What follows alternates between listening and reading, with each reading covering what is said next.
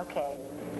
I want to talk a little bit about the early days when you first started in architecture in Mexico City. You started in your own practice in Mexico City? Well, yes. First I worked with Obregón Santa Celia, who was a very, very well-known architect in those days, and also with Villagrán, but less with Villagrán than with Obregón Santa Celia. But after a few years, I don't know, maybe 5 or 6 years, something like that, I started to work by myself. What was it like when you first started? Was it difficult? Well, it was very difficult, very, very difficult, but because in those times there were few architects in Mexico, and even the profession of architects were not very well differentiated from the engineer. Ah. It was, as I have told you, the School of Architecture in Mexico was the first one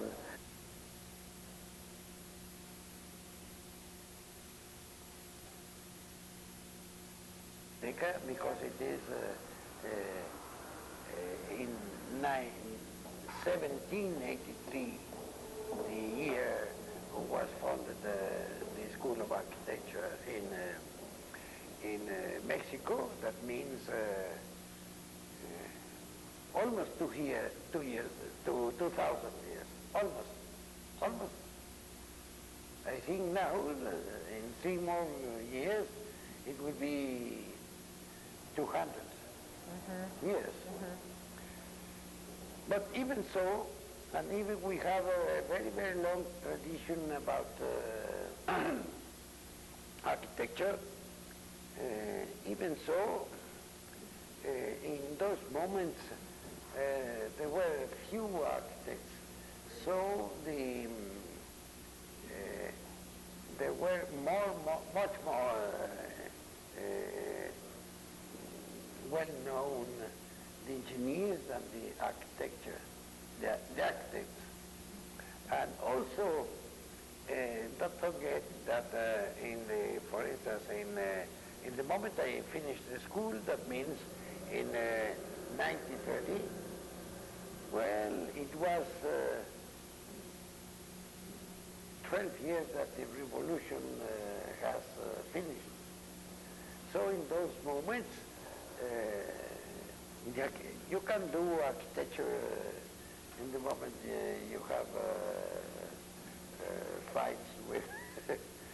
Well, the revolution was going on. The revolution, you can do architecture. So it was very, very little construction, very little construction. In that moment, I remember, I mean, even Mexico has not yet arrived to have 1 million. Nowadays we have 14, but in this moment it was really, well, it was the capital, but if we look to the world, really Mexico was well, a country, a little country. A young country. No, not young in years, no, but in sophistication. No, it was a provincial country. Provincial. Yeah, that's good. Yeah, very provincial. Everybody knows each other. It was very provincial. So you studied with Villagrán in well, school? I have studied, and we asked for Villagrán to give the first, the first class in when I was a student. So I became the first disciple of him. And then when you graduated, you were able to travel? Well, I told you that I was able to travel because I won in lottery. So moment I won the lottery. And in those moments where the dollar and the peso really, really, really has a value, it was very important. So you were able to travel to Europe? Yes. Through Europe? During 1 year, yes. And then when you came back, you started practicing. Exactly, exactly. How was the acceptance of modern design in the 1930s in Mexico? It was not accepted. No. That was the difficulty of ourselves. Yes. Because we have to do a really, really, a real fight to impose the new ideas, but really, really a fight that if you can convince Yes. the how you call it, not the people, but the people who you talk with. The leaders? No, the people. The clients? With the clients. You lose the job, Yes. or you do what they want.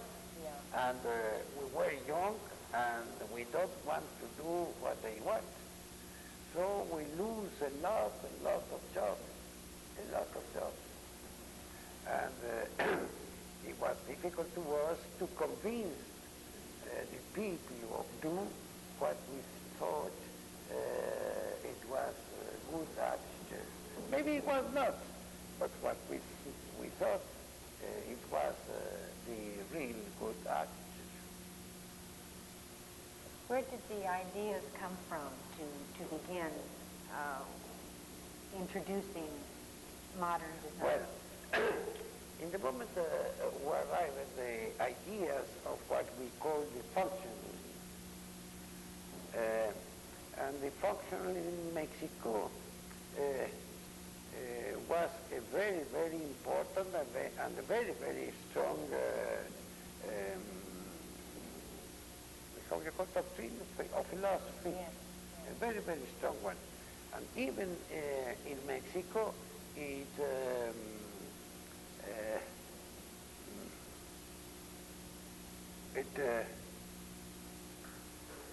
rose to most radical positions, the most radical position in account of the tradition of the function. I think maybe, I think really theoretical. I don't think there were many countries who were so radical in the functionalism like Mexico. And that influence came from Europe, the functionalist. But in Mexico they grew to be radical. In certain moments there were young architects,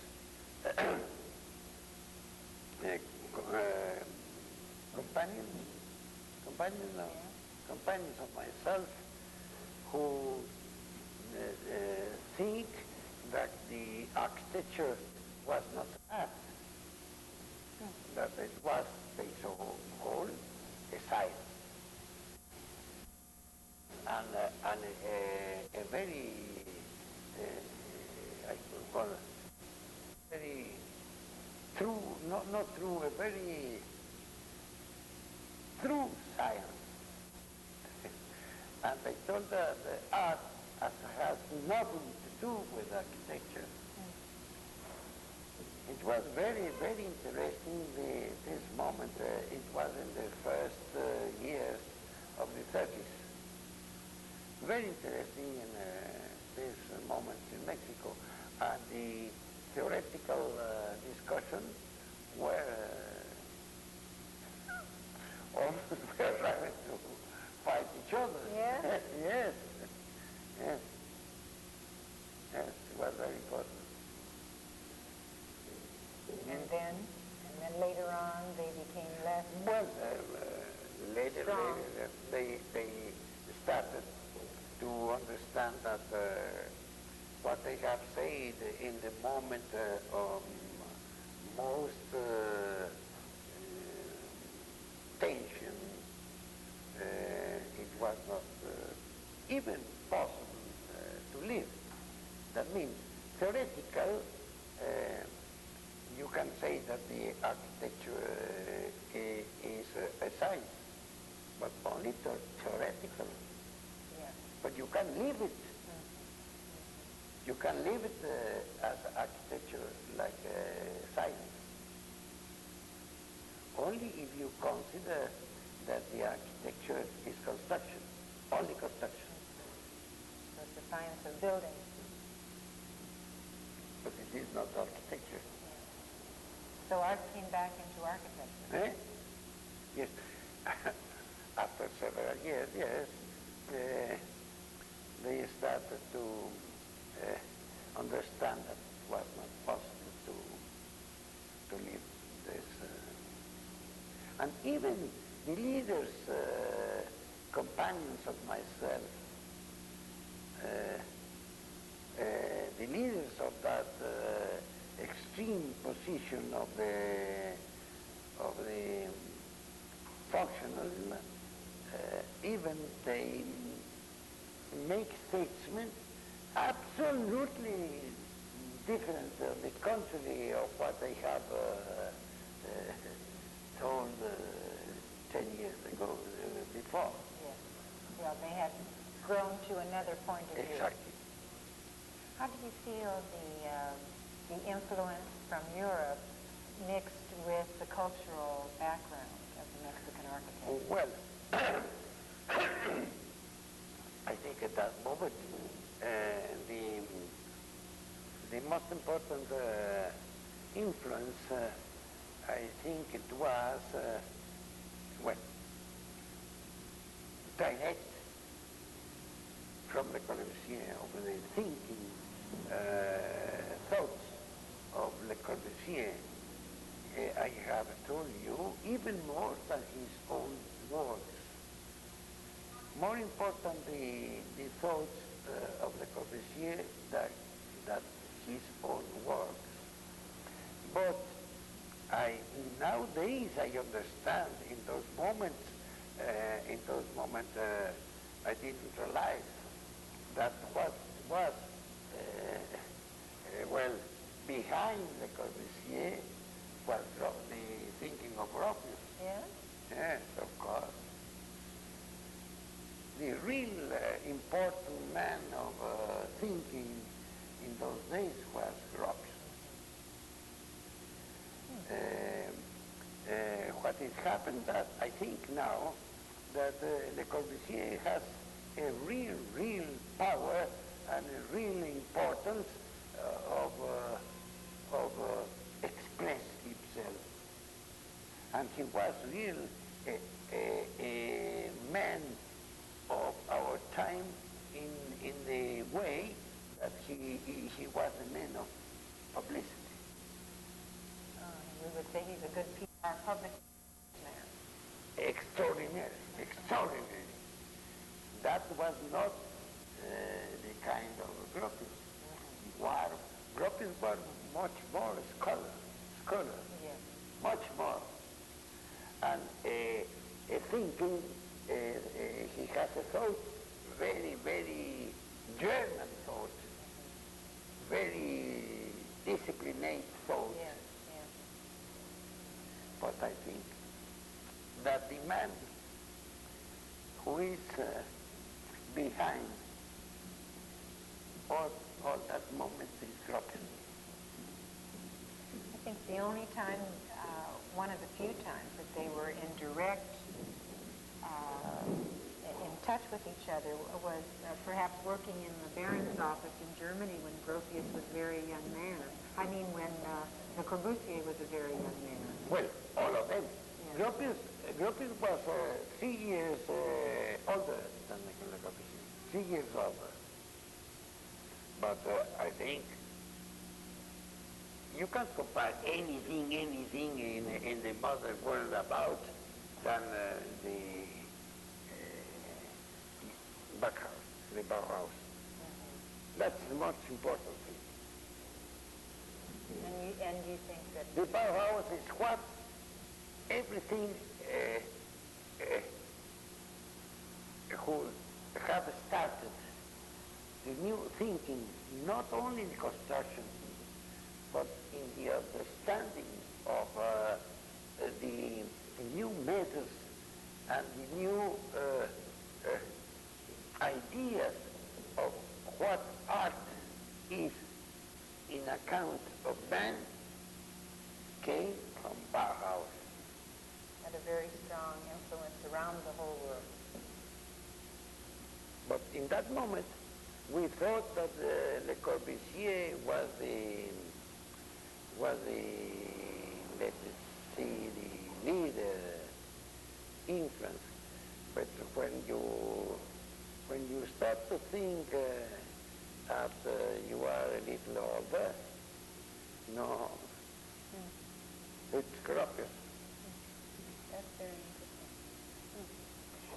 What do you think, where do you think the influences are coming from today? But I think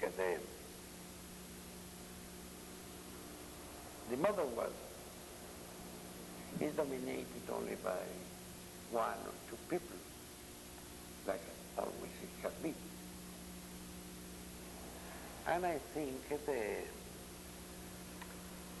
all the modern ideas come really nowadays from States.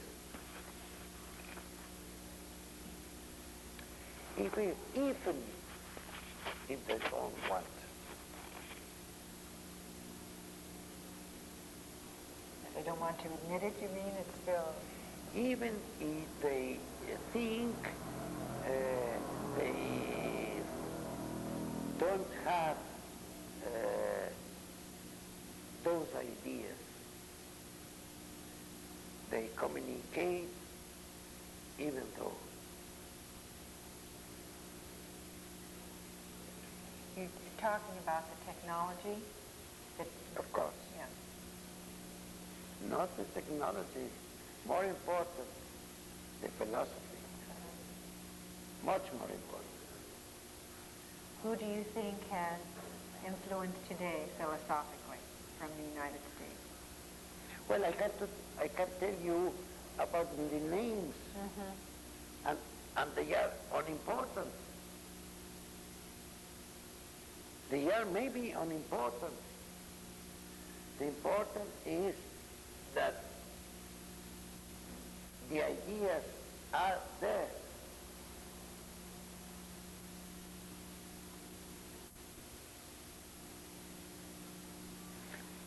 For instance, I think in the moment I say that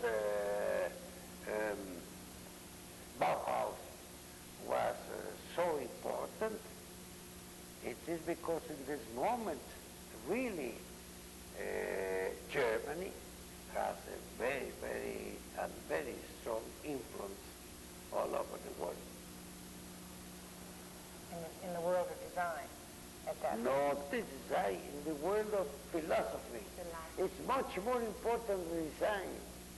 The design came later. You mean prior to the Bauhaus? Eh? Prior to the Bauhaus. You're talking about... Well, no, the Bauhaus, yes, because the Bauhaus is not a design, it is a philosophy. It is a way of living. And that's the influence that you felt had so much importance. That's why I think. It's very interesting to hear you say that today when those influences are being played down. Because today people don't look at the Bauhaus as a strong influence. No. But it's interesting for one who lived through those years. No, I don't understand because we are living the Bauhaus. Yeah. Nowadays we are living. You still feel the influences. We are seated in a chair, that behind this chair is the idea of the Bauhaus behind this chair. When you travel, for instance, in the countries who have not yet, or when they don't have yet arrived at the Bauhaus, you can think what that means. For instance, when I traveled to Russia, back it was in, I think, 32 years ago, 58, I think, 58.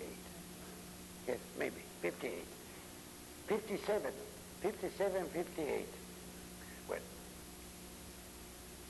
I remember very well, I was traveling with a great deal of architects, because it was, it was the IR. The International? Oh, yeah. The International Architectural Association. In 58, well. And after we have traveled, let's think, 15 days. 15 days, I told them, are you uncomfortable? And everyone told me, yes, we are. And why you are uncomfortable? I told them. Nobody could tell me. But I tell them, I am going to tell you why you are uncomfortable. Because we are not living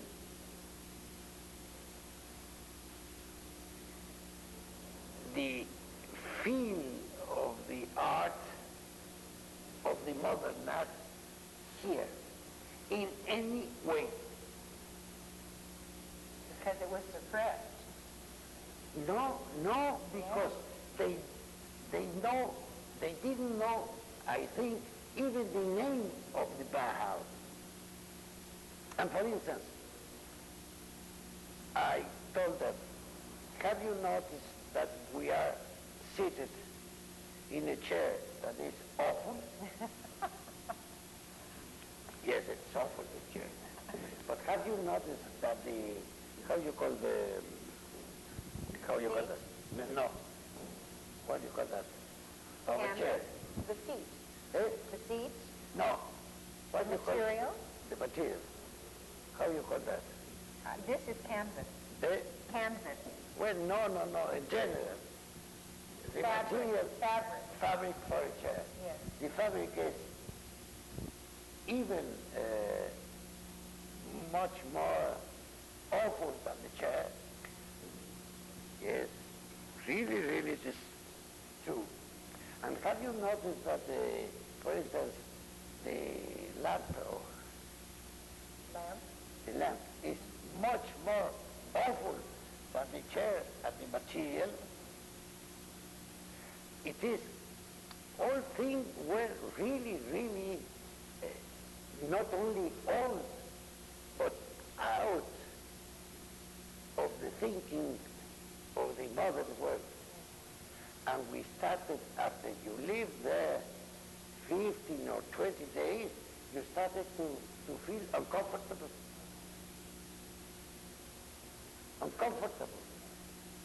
I feel that you felt that way, and one feels that way, even today, because modern art was not permitted to develop there.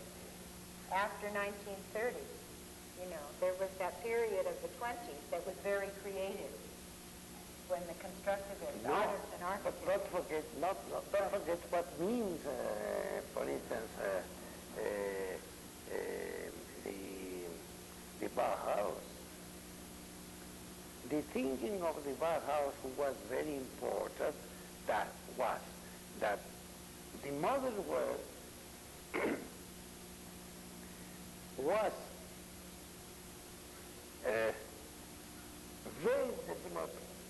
very developed, very. And the art was beyond. If you notice, for instance, how you call it? Refrigerator? No, you don't have the... Yes, refrigerator. Well, refrigeration? Well, but the refrigerator itself. If you see a refrigerator before Bauhaus, you see it's an awful artifact. It's awful. But it works. Maybe it works as well as the nowadays refrigerator. Maybe. But the housing. The housing was horrible. Horrible. Why? Because this housing was made by the man who was only how you call it? Technician? Fabricante, who manufacturer. On. And he manufactured a thing who worked, but for him it was not important as if it was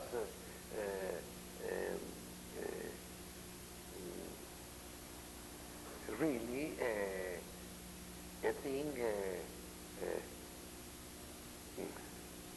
that's well designed. Well designed. For me it was important, was an important. Also if you take, how you call with what you, iron? Yes. Ironing. Yes.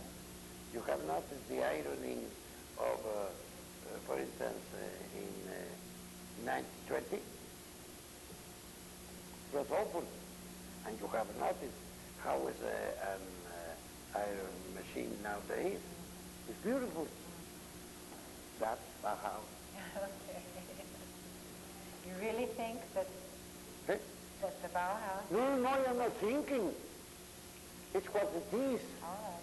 No, it's not my idea. The strongest influence. No, it is not a discussion of if I have, if it is true what I am saying. No, I'm not No, questioning that, but I'm trying to pinpoint what you are saying, that you feel that the Bauhaus was the strongest influence of modern times. Exactly. We are living in the ideas of the Bauhaus. But that means the ideas of the Bauhaus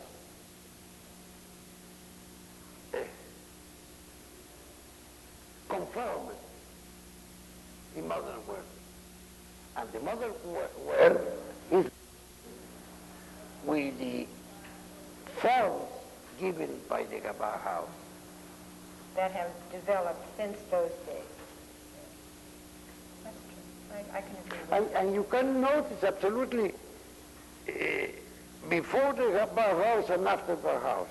It's like when you are praying, before the how you call the naissance, or how you call the Birth? The birth of Christ and the after Christ was birth, it's the same. Let's go back for a minute to your work. If you had to choose just a few projects, because you have had such a large practice for so many years. How many years have you been practicing? Since 1930? 50 years. That's marvelous, and you're still actively practicing. If you had to choose just a few projects, which ones would be the ones that you're the most proud of? I have told you that the one I work with more pleasure is the housing. Because housing express the more closely how man is. House and men are absolutely identified.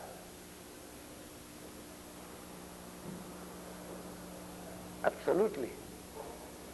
So that's why I am very fond of the design of a house, because really you are dealing with what is the man and what and how differentiated or not is this man, what he thinks, what he feels, what he wants, what he needs, how he lives. Non-programmer you can find more related to man than the house. So that has given you the most satisfaction. Mm-hmm. Private residence, or Well, housing in general? Well, housing in general, but really private means more specific.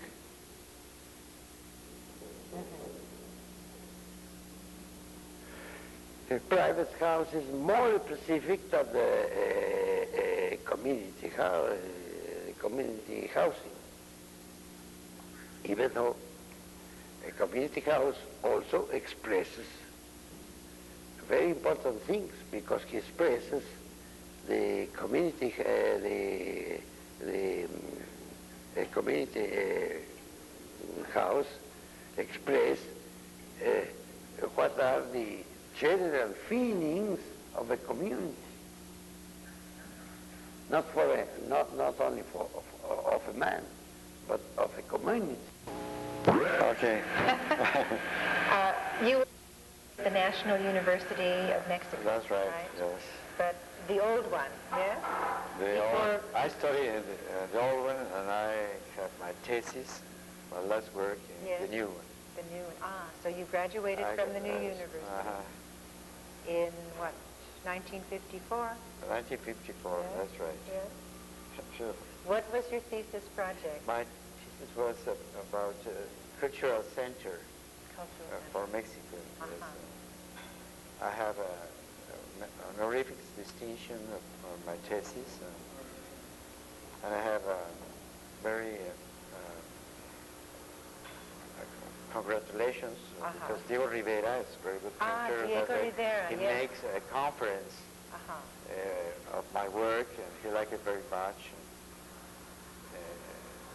And it was very surprised because Diego Rivera was against universities. Remember, he was very communist. He was in the side of the polytechnics. That's very interesting that he was involved at that level. And then when you graduated, did you go to work in an architect's office in Mexico I worked City? for the government was a committee of building schools. A committee of schools. Government office. Planned the schools for the Republic. When you were a young man, whose work did you admire? Well, my mother. Yes? My mother was really a character, as you call, because she loves to draw houses and paper, square paper. He built a lot of things. He never gave me any house to build. No. But in the world of architecture, was there anyone? Of course, I think Le Corbusier first, Oscar Niemeyer, Wright, I think is the third. Yes, I was interested to hear that because of the organic aspect of your work. I was joking about my mother. Yeah. Well, no, that's nice. That's nice. So you worked in a government office, and then and I couldn't stand it to work out of enajenado. I don't know the word. Out of reality, of I don't know the word in English, because sometimes the bureaucracy is Kafkiana, no? Like Kafka. Yes. We don't know why we are working for, and it's terrible. You felt it wasn't wasn't the real world of architecture that you wanted to be involved in? No, because when policy is in the architecture is failed for any architect. So then you made a I change? changed and I started to work by my own. On your own? That's right. How old were you when you started on your own? I think I was 26 years old. So that was very young to begin. In your own office? Well, a small office. Yes. But isn't that unusual in Mexico, don't you? No, because sometimes you have relations, social relations, in the first time of your career, and you have a lot of job, sometimes more than when you are older, because you have that opportunity of parents or a friendship of your parents. That they give houses. So you had opportunity to build, to build at a very young yes. age. And you did houses? Yes, I start with houses, and I always like houses because for me it's the kind of laboratory of the architecture. Because with social problems you have to think it over a little more, no? And in houses you can speculate and experiment forms, different kind of functions. Explore ideas. Explore ideas, right. So you did many houses through Yes, that I period? did. Yes. And then other projects as well? And yes, big projects on universities and hospitals. But the house is for me very interesting because you find a world in a house, no? And the identification with the client is very important. The client and then the society. No? Looking back now over all the different kinds of projects that you've done, which was the most satisfying? I think it's very relative, no? Quantitative, the military school was so big, it was a big challenge to have the control of that big project. Big project. For the quantitative, I think one of my office. When was your office built? About 4 years ago. Because my office has the sense of the military school, not in its big spaces, but about the sense of pre-Hispanic forms, and it has partitions, it's already that word, but different way of construction. No foundation at all, wires suspended. So it's a unique structure. Yes. A structure. So it is a very interesting, fascinating building. When you started your practice, who was also building in Mexico? What other architects were? Augusto Alvarez, a lot of Pani. They are older than me, but Ricardo de Gorreta. Ricardo already was building at that time, yes? Oh, he was very young. He was working. Younger than me, but he was working with Villagran for many years. So I think you are unique that you went right into your own office. Good. I think you were very different from the others in that you went right into your own practice. I think I'm very different from the others. Right out of school. No, first the government office and then into your own practice. Yes. Yeah. It's very much like what young people do here. Very often. Yes, because I don't believe in theories. I believe in practice. I think the theory is after practice. But have you... Before or after? Theories first and then practice? No, I mean practice is first, and theories. In importance to you. But you have taught, have you not? You have been a teacher in the school? Yes, 15 years. So you you also, through the same period, you have been practicing. Yes. How many years have you been in practice? Teaching? No, in your practice. Like an architect? I don't want to remember so many years. I told you I'm born the 29th of February, so 4 years. I have 1 year. You're a leap year architect. I want to believe that I am very young. Oh, that's true. That's very true. My wife says I'm very mature. No, you look very young. Very young. I feel young. So you liked Corbu when you were young. His work was published in Mexico. In his books. Yes, well, we can find any book you want in Mexico. And Niemeyer. Not in yes. The work that he did in Brasilia, in Rio,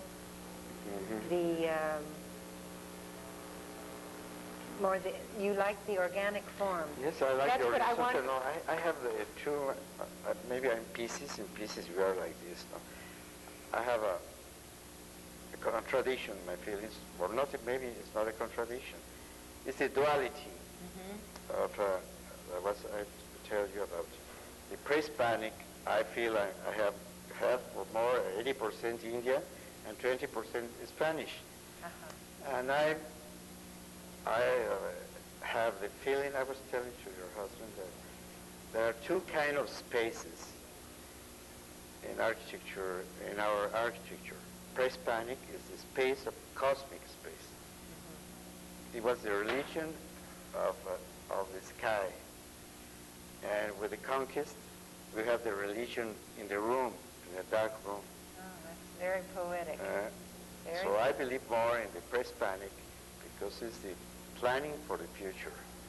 To have the eyes looking at the stars. That's wonderful. That's wonderful. So the pre-Hispanic has the straight lines, the angles, but also they have the curves. There are pyramids, circular pyramids. And so really I feel more the geometric forms for a kind of planning, big plannings, master plannings. No? And for homes, I think circles are more warmy, like Marcos even. I love both. The geometric and the circular. So because it's geometry, no? Geometry has three aspects: the circle, the square, or the triangle. No more. There are three forms, only three forms, and the combination of those three forms. And do you feel that the beginning of that influence came out of your study of the pre-Hispanic architecture of Mexico? So that really links you. Read a lot of pre-Hispanic. Even I read more. I think it was a great, very great people, and they have a great religion. But we know only the bad, the sacrifice of those things. But it was a very esoteric religion, very profound. And everything, even a little statue this big, has a lot of meaning. Every form, every angle, every Greek called draw has a profound philosophic meaning. Every color has a meaning too. That's something I wanted to ask you about color. You don't use color in a painted-on way. I don't believe in colors because I think to paint is for a painter. It's a, how you call, manual crafts. Yes. is for a painter, and the color in architecture has to give the material. The material has their own color. We have to respect that color. If we want to change color, we can use glasses with color, marbles with color. And So you can see the natural materials with the natural color. The reflection of the carpet and the wall, you have color, the reflection of the soot and the wall changes. Yes. That's very interesting because of the Mexican architects who do use color, so that's really I think it's a divergence of view. Scenography, to use color. I think form is so rich, but when you have form, you don't need color. You need color, but there's a plain wall. You need color because you're afraid of empty spaces. Your horroris vacui, you say in Latin. Afraid of empty. I don't know translation. No, that's very good. No, that's wonderful. But you're working also with this sculptural quality in your work.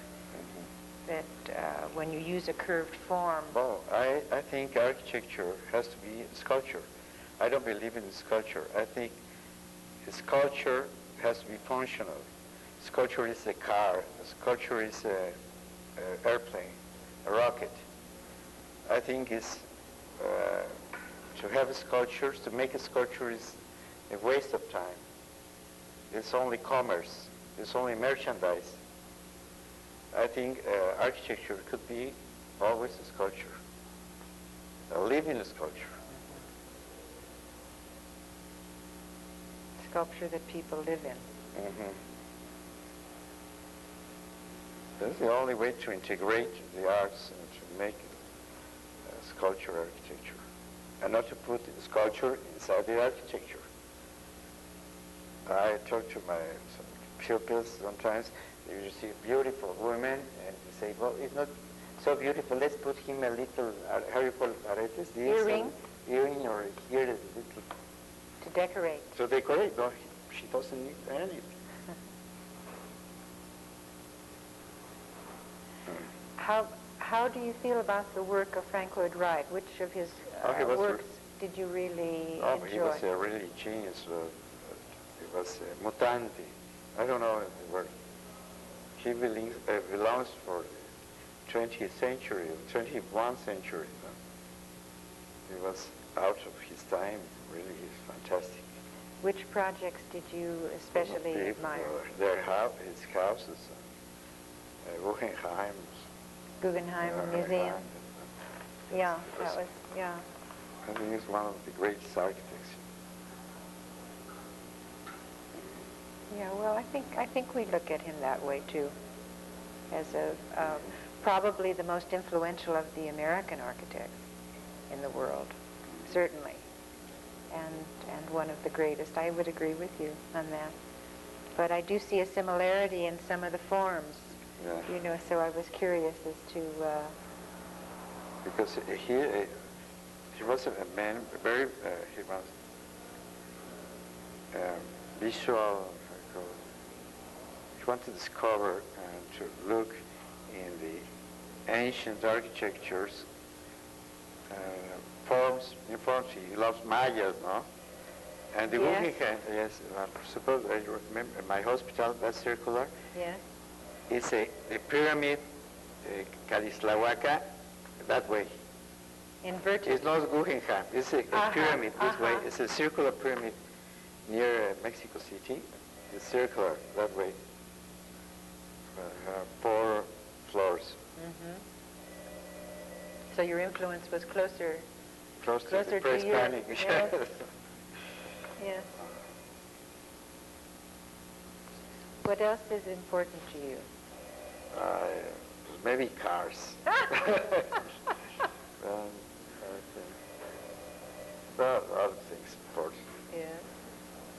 design.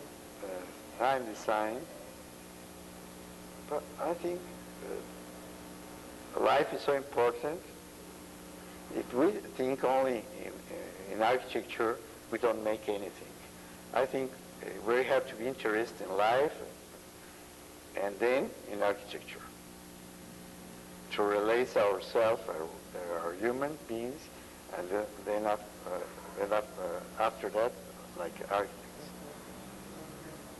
You're interested in dance also. But I like to dance, but but like modern dance, you mentioned well, Nicolai. yes, I know, yes. Yes, Yeah. as another art Everything form. is connected with space. Yeah. Yeah. Well, come on. We were 5 minutes. I don't know. It's, yeah, I got it. It's really wonderful that you took the time to come and visit us, especially after your trip to Europe. And it's a very nice time. Perhaps I have always a foot, how you call it, in a plane, not to go in a place. Yes. I love to travel. Yeah. Well, it's very nice of you to come and share your work with us. We're very pleased to have you here. Hope it will be a good stay. I'm speaking this evening with two very important architects who are visiting with us from Mexico City at SCI-Arc. Avram Zabludovsky on my right and Teodoro González de León on my left. And they represent what I feel to be the new generation of architects like Vasquez Ramirez said, right, in Mexico. Those who came up through the new university, the National University. I was very interested to hear Enrique Del Moral discuss how when he was working on the master plan, he worked with the senior class. And I understand both of you were in that class who worked on that master plan. Do you have any memories of that experience, or Yes, would you share them with us? because very special memories. The National University was a national competition, and there was only 5 entries. Only 5 architects get in. Made entries. Yes. Mm-hmm. And we, like students, we were very, it was 1946. We were very sad to see all the work of our teachers in the entries. Mm-hmm. It was very sad. You were disappointed? Yes, and we formed a little group of 3 students and make a proposition who at final was accepted and very, my English is very good, No, very it's all right. difficult. It's all right. At the end, they pick our ideas in the final plan. Mm-hmm. It was a very Corbusier idea, and but I think the central point of our idea was the central point of the development of the urban planning at the end. Mm-hmm. Were you also involved in that, Avram? No. Teodoro was involved. I haven't been. We were I only was involved looking at that. I look all. The critic. I look. No. I was very exciting because I looked all the process. You know, I was involved to looking the process. Yes, that was. I know everything about this. It was a very exciting time because the students fight against the teachers, and the teachers, they felt like it was an insult to his large activities, professional, that some few young people can make some how do you say, fight new ideas and to these big masters. And it was very exciting time, very, very exciting. For all of us was very exciting, yes. That's true. Enrique did speak about that. Yes. That the student plan was, that they did it together. So that was, they say that? yeah. It's okay. That's it. Yeah. That's a good approach. He talked about that. Yeah. Yeah, that the students were working on it, and that I Yes. was very impressed to hear that. It was a challenge for the teachers, you know. It was a challenge. Yeah. I think it's very interesting to comment this. In these times, we were about 60 in each group, in about 300 people in the school, and we discuss our qualifications with the teachers. Why you put that? Why do you say this bad, that? And I think this relation with the teachers was very interesting for the formation of the. It's not now the school in Mexico is very sad because they have about 5,000 people. Very large, yes. They can't do anything. After this fight with the teachers, we all of us become very good friends of the same teachers. Years after years, no? Yeah. Yes. After they accepted it. After they accepted it, it was Pani it was and- not very easy. All the So Pani and Del Yes, Moral Pani and Del were Moral those who were- were challenged by it. More together, yes. So that is interesting to hear him talk about it with pride now. yeah. Yeah, that's nice. Well, it's a few years later, so it's easier to look back on it. It's many years. Yes. Like Yes. It's many years. Yes, of course. But it was a time that it was very difficult, the relations, no? Yes, The relation was broken. absolutely broke. Yes. And I think in my case, I left the school in this years. This time. I had a beca, is a fellowship to develop the French government Yes. to study in France, and I forgot the Mexican school. I never went to school, not to teach, not to finish, because the relation was very, very angry, very tense. But now it's all right. Yes. The times cleans everything. Yes, with time. With time. Time, we say time heals all wounds. Yes. But after graduation, you immediately became involved in development, is that right? Yes, I began to work in construction, in buildings, before I finished. Before, yes, I was involved in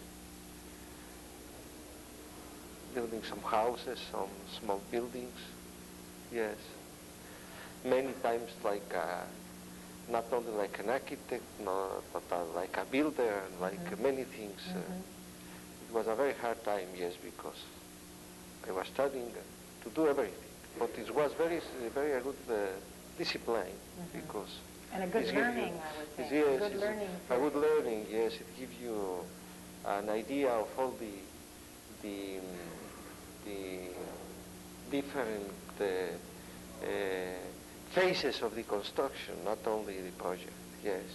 The construction, the economical point of view, and many things. And then you began to work on client projects, Yes. and you began your practice of architecture. Of course. But after this, What year was that about that you began your practice? well, I think it was about The early 50s. the early 50s, 1952, 1951. So it was very early. Yes, yes. In these years, begin. Well, you also begin these years, no? You Yes. come back. It's 51, 52. and I began to build some apartment buildings and houses. In this time I built a lot of houses, but now I don't build many houses. I think it's very difficult to build a house. Yeah. It's very difficult. And after graduation, you had your trip to Paris? No, I graduated Yes. very late. I came from Paris and I don't finish the school. Ah, so you Yeah. left before graduation? yeah. I see. And Yeah. you had a very exciting I had adventure in 2 Paris? years with Le Corbusier, and Yeah. and then I came, and I didn't feel to finish the school after the experience of Le Corbusier. Yes, well, that was like that was like continuing at a graduate level to work in the atelier of Le Corbusier. I would wanted think. to build, and I have a chance to build a house, a big residence of about 1,000 square meters. It's about in 10,000 10,000 square feet. Square feet? And we made this large residence absolutely prefabricated in 3 years of work, like a laboratory. I learned to build. I think it was a very good experience. A magnificent client. He thought we can do the things. That's and wonderful, wonderful Incredible. experience. The time was just right for you Yes, to have that. it was a big 3 years in this experiment house. That was, He's still alive, the house. yes, living Yeah. in the house. Yes, and the client lives. Wonderful. So it worked well for him. He likes it because he amused doing that. When you were just beginning your practice, who were the architects that you admired? What work did you look at and were you influenced by? Well, you see, in that time it began, of course, in the architecture school in Mexico. It began the big influence of the works of Le Corbusier. In that time came the books and all the things. And of course, he was the biggest influence in our studies. And in that time also, I think we have some special look for Oscar Niemeyer works where he began. Yeah. His first work was very, very successful and very published in this time. And of course, we was involved with all the teacher that was teaching us in Mexico, and they was building in that time a lot of things. So the faculty were also practicing architecture, Yes, the doing teachers, important work. the teachers of the school was in that time Del Moral, Pani, Augusto Alvarez, and they was building all Mexico. They was building a lot of work. I think that between us, an architect like Mario Pani, I think that it's very few people in the world that can afford to build the size of the thing that he was building in that time. Well, all this has a big influence of us, of course. Later, of course, we took a big critic of these things. Yeah. And later, a few years later, when we Had more experience. well, we had more experience, and when we saw another things in the world and another things in the book, and we studied more deep, we see something that I didn't like too much, and I was very critical after this. Yeah. After this, but in the time of the school, I think that they have a big influence of us, all these people. We cannot say only that it's nothing. It was a big influence, and they had a time that they have their time in Mexican architecture, and this was the time. And they was also the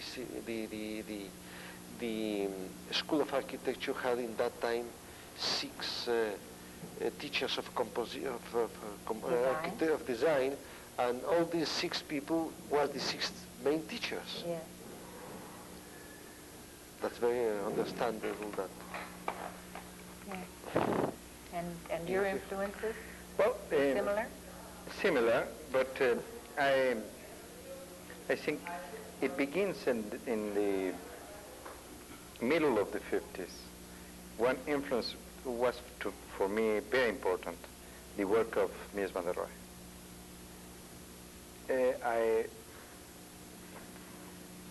I finished the influence of Le Corbusier in the middle of the... I begin to learn the work of Mies van der Rohe, because we were very involved with the prefabrication and with the modules and all that. Mm-hmm. That was a period of about 5 or 8 years. We were very involved with the work of Mies van der Rohe and the work of systems and modular design and all that. Now I don't think like that, but it was a very good experience. And in the other way, we had the influence of Le Corbusier in the urban and planning. We made many studies of cities of Mexico to planos reguladores, we call a regulation plan of one city. Like a master plan. Master plan. Master And plan. that was very disappointing at the end, because the work of urban planning, the authorities who put these plans in action don't see anything of our plans. Nobody of our, nothing of our work. We made 2 plans together with them.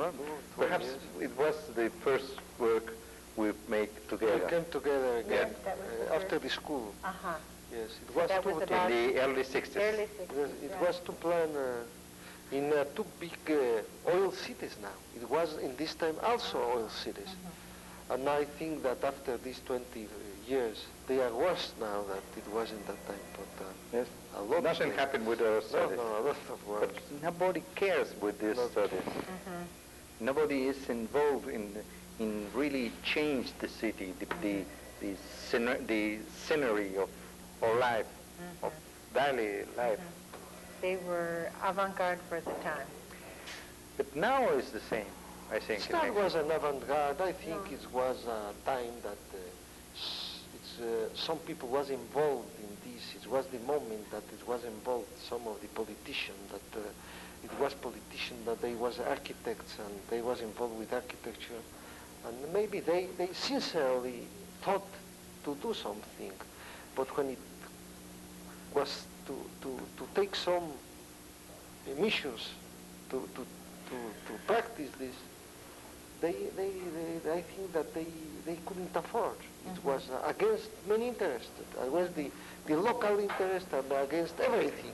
So it was I too think that political. it's Too political. too political. To I think it's a implement. political and economical thing. No, Yeah, it's well, we have it's the all the same- system. The same problems. Those Yes, are all the world is the It's same the problem. same- Yes, exactly. The same It's problem. It's not I am sure that all these master plans is not a problem of architecture. It's like when we speak about that the cities is growing too fast and we must take smaller cities. It's not a problem of architects. It's a problem of another people, of politicians, of economicals, of regulation, of master plan. But master plan not in the design, master plan in economical and administrative point of view. I think that the same thing is this. The design of a master plan comes at the final. It's involved with many other things that it's stronger. I think it's the reason because we couldn't afford anything. Yeah. I think the architect must to find the scale of his work in this kind of work. When he is trying to make urban design, if he makes a big scale plan, I think it's bad that, because nobody can implement that. It's out of scale. Yeah. I think the clever in this for the architects to find the scale of the work. I can control this part, and the promoter is scale of this. That's a problem. And I think it's going to be have to be very interesting for the school to teach that, to teach which is the scale of the work in this kind of. Well, in this time was also the big influence of Brasilia. You understand that it's everybody thought that it's very easy to make a new city. Why not? It's a outer scale city. Yes, yes, but outer scale, yes, of course, but they needed the city. And that's with the reason because everybody, but everybody thought that it's very easy to make a city like this, and a city like Brasilia, good or bad, I don't want to go involved now in this, but it's only one city in a life, or in a life of a country. It's, how many cities do you have in the world that it's begin from nothing? 2 cities, 3 cities each. One in Latin America, all America, one. Or Washington maybe, 2 or 3. Really? Yes, but each Washington is in the 70s. Yes, but it's each that's I am telling. It's each century. Each century. And here we made alone with one institution 2, but with the other institution I think that 10 more. Another architects made about between all the architects they made about 100 or 150 master plans of cities of Mexico, with all the studies and all the approach and economical studies. You know everything that you can say. Had a big multidisciplinary with economists, but it's nothing. It's nothing. But the impact was not only felt. the loss of time. Yeah, it's terrible. So you went And on we to... put many hours of work in this. Wow. So then you went on to architectural projects. of course, always we. After this, well, not only this, we are always was involved with construction, architecture, and after this, I think when all these plans was not successful, it was a failed.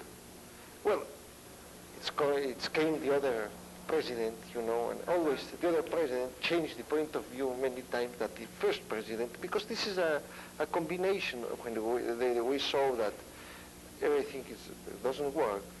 Well, we began to go in a more practical point of view to look how to build, and we approached some things more in scale, like Teodoro says, and we have a good luck that the first big work was the towers of Miscuac, all the development, the complex of 2,100 apartments. And I think this was the big stone that we approached the big projects.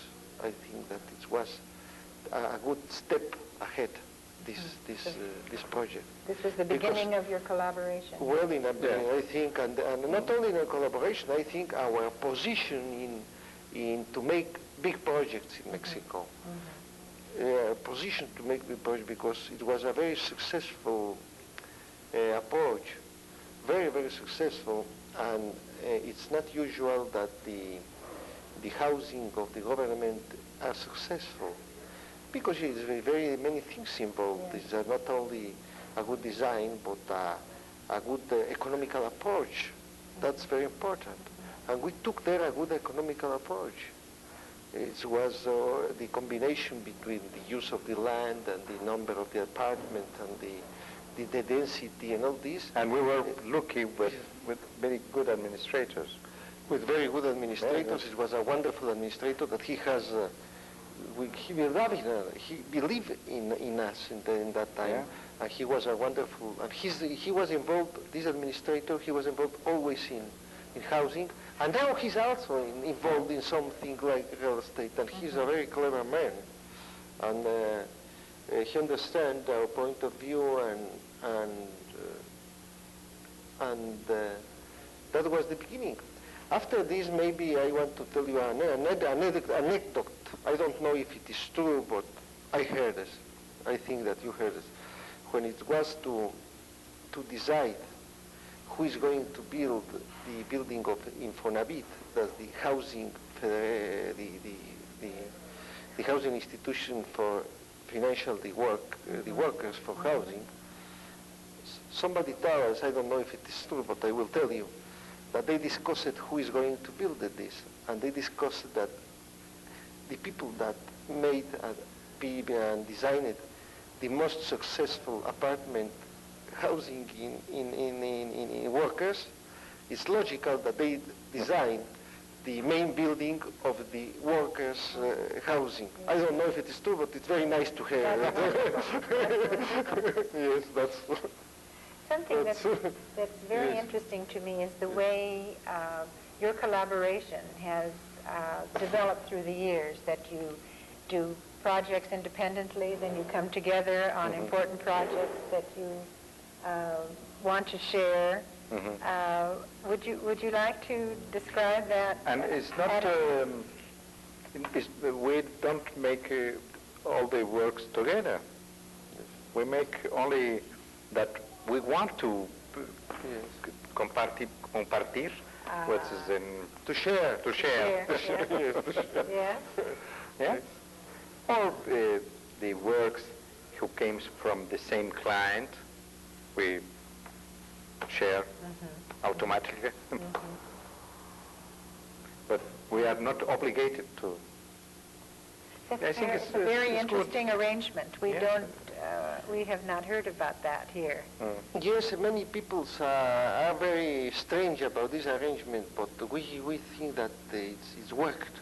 It's worked, no? Because we think that when you have a complete partnership in all the things in the office and in the secretary, in the wasted, you will have some frictions. It's logical.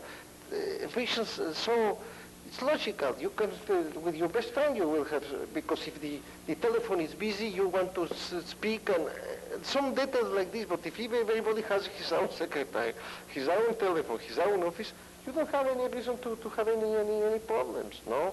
That is one way. And the other way is that you don't have any obligation to share certain things you want to develop alone. Because your client is very close to you, or you want to develop in a very creative thing, very personal, creative motive. Right. So by keeping your office separate, yes, by having some independent projects, by collaborating when you choose to, you keep that collaboration fresh and interesting and enjoyable. That's a very, very interesting concept.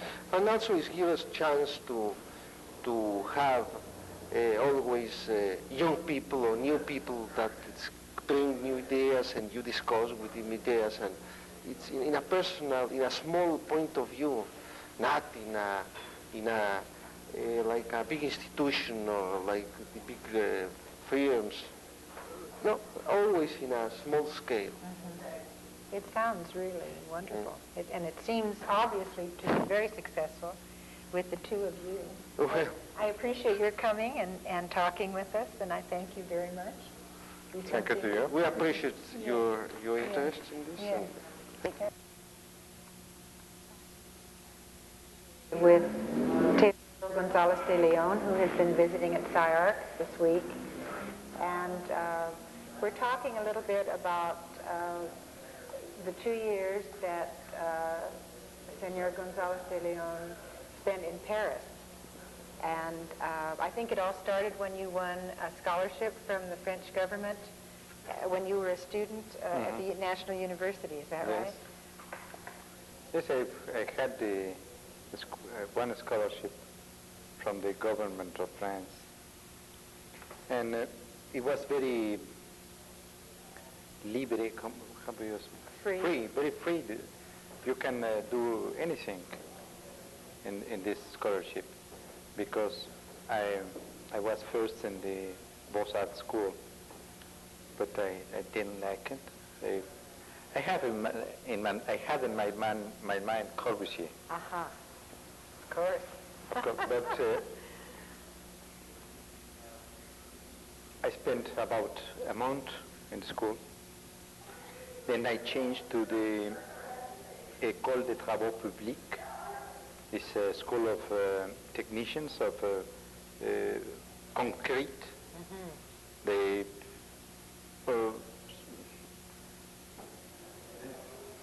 sobre todo, especially with concrete. You know, France have or had, I don't know now, very, very good engineers. Yes. Always The French in engineers. the last century and now, they had very good engineers. But there was very specialized for me. This. Then I couldn't believe it that I could travel work with Corbusier.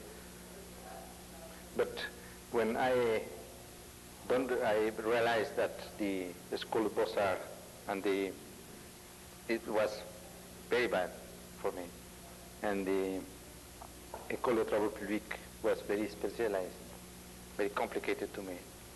Then I knocked the door on Transac Rue de Sèvres, in front of the Bon Marché. Yes, that famous address. The magazine who was designed by Eiffel. I feel. And I enter and I ask for work, and they put up to work immediately, the same day. Marvelous. I was working there.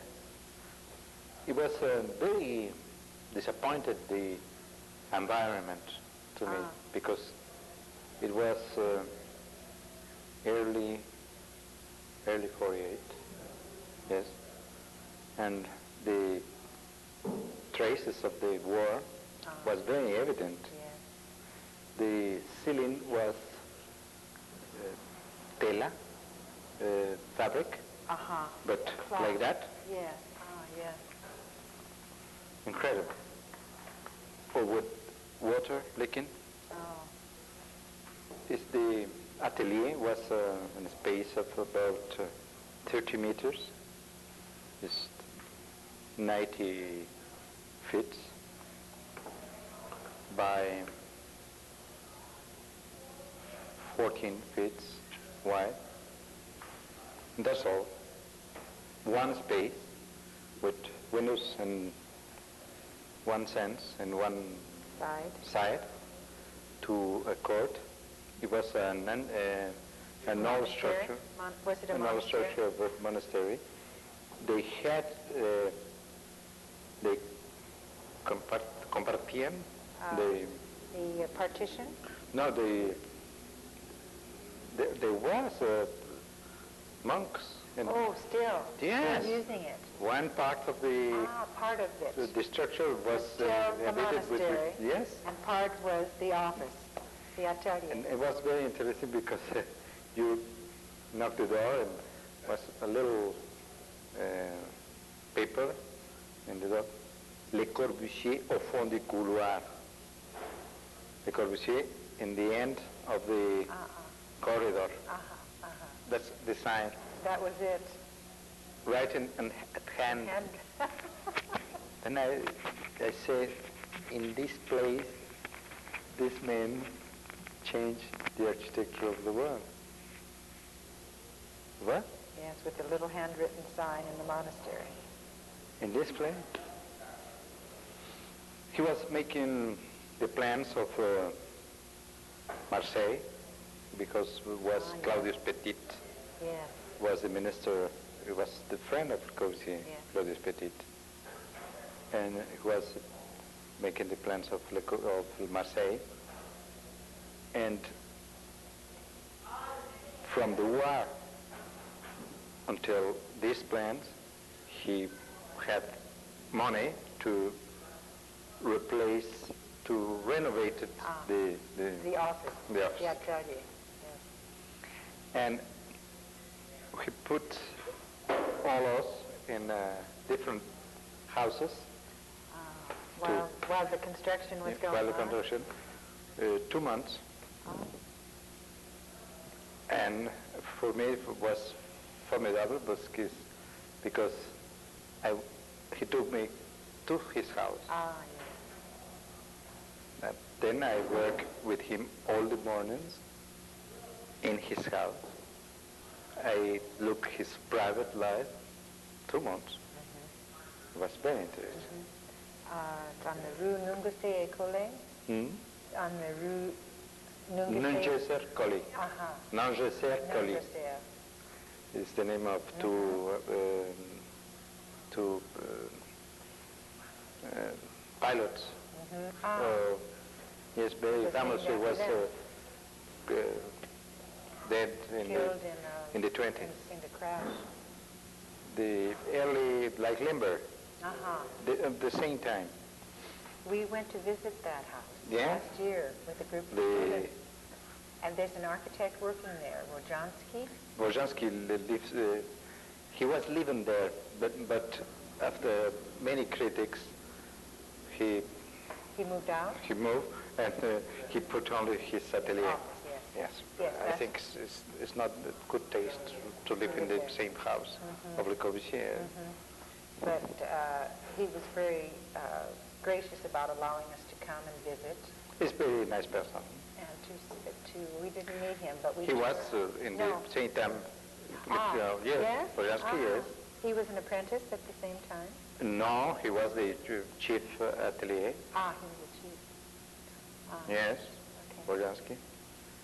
He was there in the same time Bobiansky, the engineer. Yes. Nikos, the engineer. Let me see. Salmona. Serralta. Salmona, they are... Salmona Salmona is Colombian. Bogota. Yes, it make... The brick. Yes, many structures. He's very good architect, Salmona. Salmona, yes. And George Candelis. At the same time. George Candelis is a very good architect. There was an exciting time to be there. Working on... Woods. Woods, And Alfonso, Nadir Afonso, is a painter and architect, Portuguese. Very good. So it was an international group. Absolutely international. There were only one French. It's very important that because that you can imagine the ambient of Le Corbusier in France. No response. When all the time I was there, all the days, it was a visit from any part of the world. At least one person went to see Le Corbusier to sign a book or to work or only to see Le Corbusier. To make a pilgrimage. Yes, but no French people. International people from all the world, not from France. That's a very sad problem. Yes. Do you think he was bothered by that? Oh yes, I think yes, absolutely. He felt he wasn't appreciated by his own people. It was true. It was really. Yes. It was not appreciated in France. Did that change after the Marseille block was constructed? Was there a favorable reaction to that Perhaps, but within the country? I don't know that because... You weren't there after it was open. Did you actually work on the drawings of I began with Unity? drawing technical drawings of structural drawings in this section of structural. But I said to me, let's do these drawings very well to notice. Yes. Then I made very good drawings of the pilotis, of the iron bars, of the pilotis of the Marseille building. Then Le Corbusier noticed the drawing, put this man in this section and the other section. Then I go to the architectural section So in about 1 week. you attracted his attention with your good drawing. Wonderful. Was that the only project that you worked on? No. We were working in the first croquis, the first studies of the Ronchamp chapel. Ah, wonderful. It was a very long work, the Ronchamp chapel. Yes, because it was done in the 50s. Yeah. And a little shop. He don't realize. No, He was don't. not executed, was not built. And a little shop to sell shoes. Oh, the Bali shop. The ballet shop. Yes. The ballet shop, and in the same place of the Mallettes Sevens had made the ballet. It was to redo It was the one. absolutely destroyed Oh, it was the one that Mallet with the war. did. Yes. Ah. Then Corbusier want to make in this place. He loves the work of Mallettes Sevens. Yes? Yes. They said. No, we were. Friends? No, we were very Surprised? of that. Yes. That he Because respected he never say anything of any architect. That's very interesting. Never. Yeah. He say very good things of Mallettes Sevens. That's very interesting. I wondered about that because his work, the main body of work that Mallet Stevens did, was very close to the La Roche Yes. Jeanneret The house. Two just houses. around the Yes, corner. just around the corner. And I wondered how they related, and so that's very interesting to hear you say that. And if you see the numbers of the L'Esprit Nouveau, there are many works of Mallettes Stevens published in the Esprit Nouveau review who managed Le Corbusier. Yes. Then I know later that they had good relations. But this little shop was very interesting because in this shop, the Corbusier don't have structural work. Then it's only plaster work. It's very interesting, this Interior development. interior. And Interesting he would want to do that.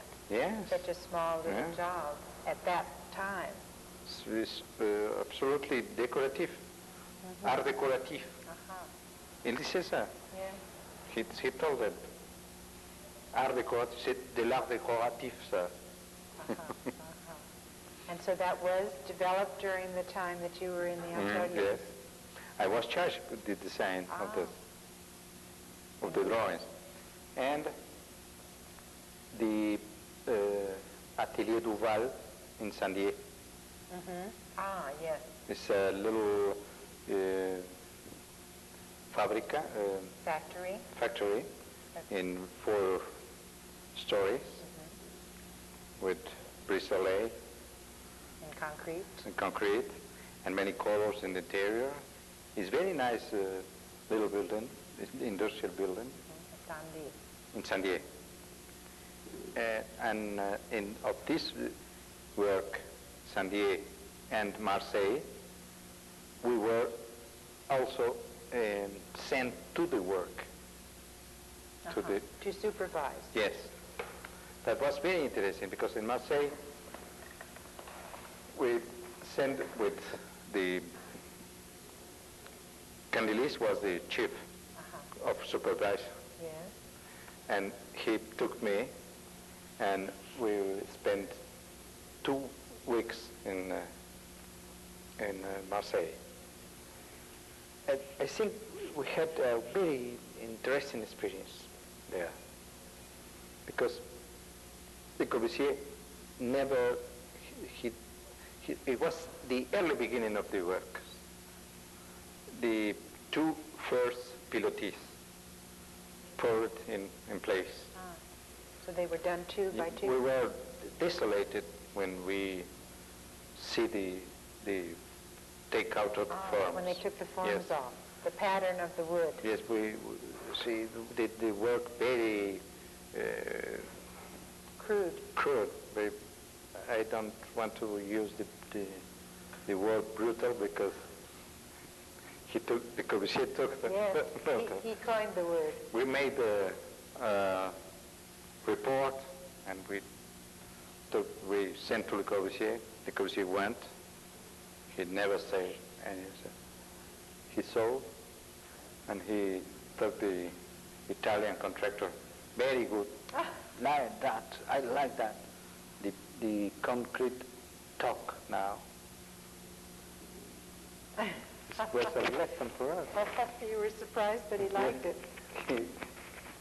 He liked that It was texture. the beginning of the brutalism.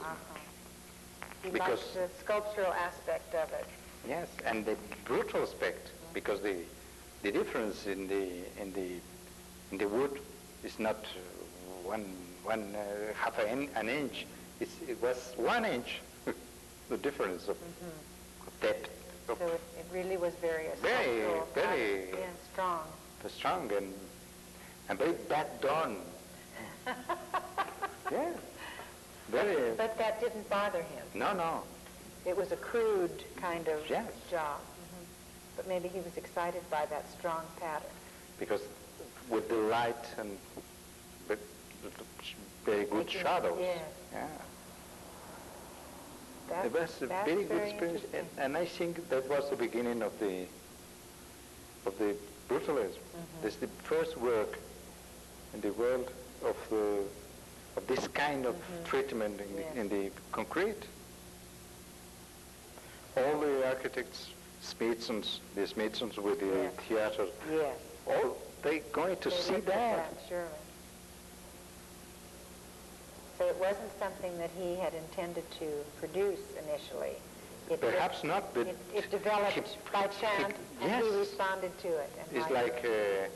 when a painter make a mistake with a color, Yeah. and what do he make rapidly, and he transformed the mistake in a good thing. Yes, I yes, think it's the same Yeah. what Le Corbusier yes, that's a wonderful, did in this wonderful moment. story.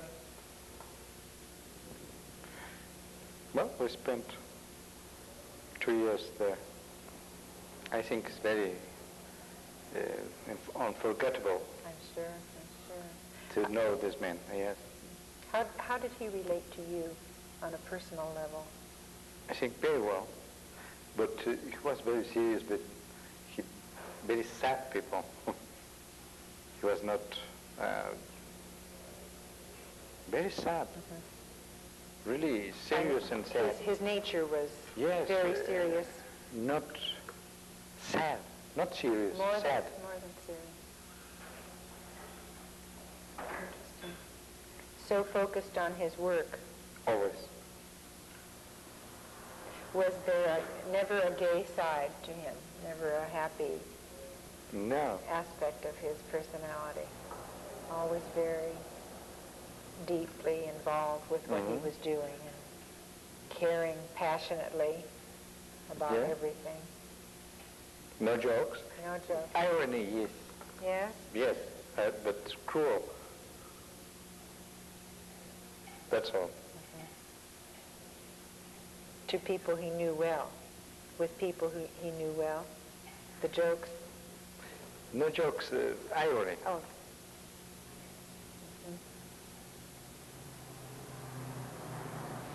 But he was nice to you, Yes, I think kind to you. I think you said he very was kind to you. to me.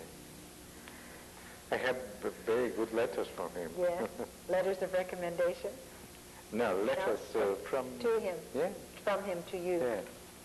And very good drawings. Yes? He- he Wonderful. gave me. Wonderful. How about his painting? Were you around when he Well, was because painting? I was 2 months with him in his house. I saw the way he worked, the Corbusier don't work in architecture in the morning. He took, at 7 o'clock, he Took a walk. He ran? He ran. Like the joggers yes, of because today? do you remember in the front of New Jersey College? Yeah. It was in a stadium. Yeah. He he crossed the street, and he He would take a run. take a run 1 kilometer Very good. at 7 o'clock. He take his breakfast, his petit déjeuner, and he Café, spent croissant. only café croissant. And he spent 1 hour or 2 to respond letters. He was a writer. Yes. Don't Yes. forget. Yes.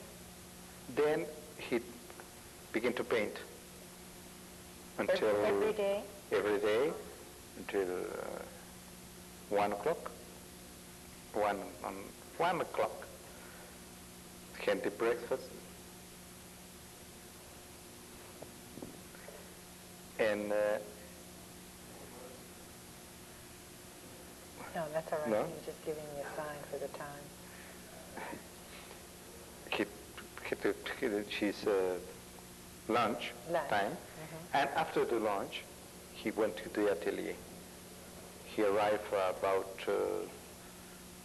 2:30 or 3 until 8 or 8:30. That was his day. That's very interesting. He was a writer, painter, an architect. Right. And if you want to, he was a sportsman. Yeah, the running. The running. Well, that had to do with his good health, keeping himself Yes, healthy. yes. But he didn't know his health was bad. Well, Never. But look how long he lived. Yes, he was a very good lad. It was good until then. To die in the sea is Yeah. wonderful. Yeah, huh? yeah. A very In the poetic, summer, and- yeah, a very poetic ending. But at the end, he was very, very alone. Because his wife was dead, Yes. and he didn't want to see any person. Because George Candidis told me, each week I talk telephone, hello George, no, I don't want to see you. So he closed. Oh, come, but only 10 minutes. And he was really bad. Completely alone. I didn't see it, only I have letters of this period, Yes. but Candidis Yeah. told me Yeah. of these last years that was good for him. But nobody knows. No, that was his choice at that time. Yes. And at least the end was quick Mm-hmm. and very poetic, I think. Very good. I think he would have liked that. Very good. To have that. It was, I'm sure, a wonderful period in your life to have spent there. I think so. And it's very kind of you to share some of these stories and memories with us, and we appreciate it very much. Thank you very much. Thank you to you. I'm talking this evening with Augusto Alvarez, here visiting at SCI-Arc from Mexico City. And as always, I'm interested in the beginning years. Mm-hmm. You were graduated from the National University Yes, before it moved. Yes, So it's the I old- was in the old I school? was in the school that was the traditional school from the end of the 19th century, and it has a very good image all over the university, because it was certain special things and that make a traditional aspect of the architect in Mexico. And before that, I'm sure that some of my colleagues have said, is that this school was a byproduct of the engineering school. And but as a reaction against the engineering school, the architects try to show themselves as very particular subjects. Then they start making a certain ceremony that was called the, how do you name nacimiento? Birth? Yes, or but, anniversary? yes, well, yes. It's sort of A celebration. a celebration, because the new ones, The students, incoming students. yes. Oh, yes, I heard about that. With yes. the parade? Yes, Yes, the I think. parade and well, some activities that are, some of them The very spirit. graceful, but some others, yeah, with the development of the school, when we were more people, was well, in some way not very agreeable. Were you a student of José Villagran? Yes, I was. When I entered the school, José Villagran was the dean of the school. He was very famous for these years, because he was undoubtedly he was the beginner of the new movement of architecture in our country. So he influenced the young people. Yes, Cool. and when Villagran was dean, the entire schedule of studies was changed, was modernized, and I suppose it makes a point of departure for the new schools developed after this. As you know, the School of Architecture in those years was a copy of the School of Beaux-Arts. As all our schools Paris, were as well. And we start as students of Beaux-Arts, making the same kind of work, making large drawings, large copies of The classical subjects. the classic subjects, and also the classic buildings of the Renaissance, Gothic era. But it was very interesting, as I suppose that this kind of thing, this transition, was very well.